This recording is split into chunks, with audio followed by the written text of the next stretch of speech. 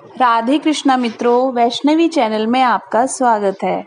आज हम जानेंगे हनुमान जी की माता अप्सरा से वानरी कैसे बनी। हनुमान जी के जन्म की कथा तो बहुत लोगों ने सुनी है, लेकिन बहुत कम लोग जानते हैं कि माता अंजना इंद्र के दरबार में अप्सरा थी। माता अंजनी पूर्व जन्म में इंद्र के दरबार में अप्सरा थी। बालपन में वे अत्यंत सुंदर और स्वभाव से चंचल थी। अपनी इसी चंचलता के कारण एक बार उन्होंने तपस्या कर रहे एक ऋषि के ऊपर एक फल फेंक दिया, जिससे ऋषि क्रोधित हो गए और उन्होंने पुंजिकस्थला नाम की इस अप्सरा को श्राप दे दिया कि तू वानर के स्वभाव वाली वानरी बन जा। ऋषि के श्राप को सुनकर पुंजिकस्थला नाम की अप्सरा ऋषि से माफी मांगने लग गई। तब ऋषि ने दया दिखाई और कहा कि तुम्हारा वह रूप भी परम तेजस्वी होगा। तुमसे एक ऐसे परम तेजस्वी पुत्र का जन्म होगा जिसकी कीर्ति और यश से तुम्हारा नाम युगों युगों तक अमर हो जाएगा। इस तरह अंजनी को वीर पुत्र का आशीर्वाद मिला। इस तरह पुंजिकस्थला अंजनी के रूप में धरती पर चली आई। उस श्राप का प्रभाव शिवजी के अंश को जन्म देने के बाद ही समाप्त होने वाला था। एक दिन उन्होंने एक बलशाली युवक को एक शेर से लड़ते हुए देखा और उस युवक के प्रति आकर्षित होने लगी। जैसे ही उस युवक ने माता अंजनी की ओर देखा, माता अंजनी का चेहरा वानरी के रूप में बदल गया। अंजनी जोर जोर से रोने लगी। जब उस युवक ने यह देखा तो वह अंजनी के पास आया और उनसे रोने का कारण पूछा।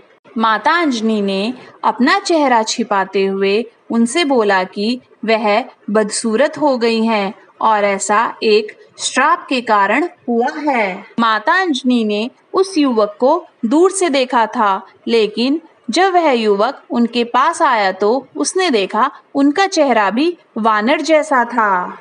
अपना परिचय देते हुए उस युवक ने कहा कि वह कोई और नहीं, वानर राज केसरी हैं और उन्होंने माता अंजनी के सामने विवाह का प्रस्ताव रखा, जिसे माता अंजनी ने स्वीकार किया। इसके बाद दोनों ने जंगल में विवाह किया।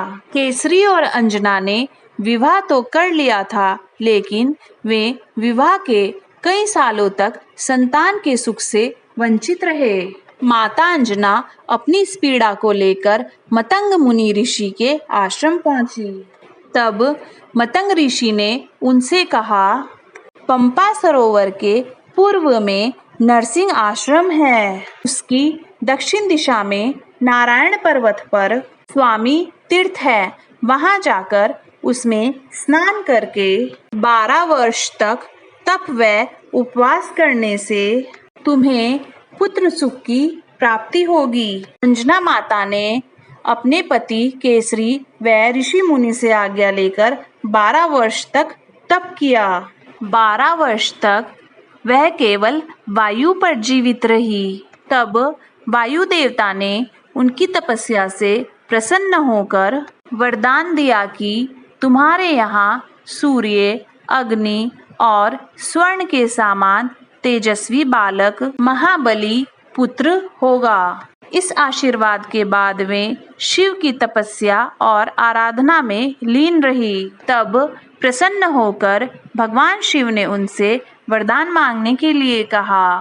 तब उन्होंने भगवान शिव से कहा कि साधु के श्राप से मुक्ति पाने के लिए उनको भगवान शिव के अंश को जन्म देना है। इसलिए शिव बालक के रूप में उनकी कोख से जन्म लें। तथास्तु कहकर भगवान शिव अंतर्ध्यान हो गए। इस प्रकार हनुमान जी का जन्म त्रेता युग में अंजना के पुत्र के रूप में चैत्र शुक्ल की पूर्णिमा की महानिशा में हुआ।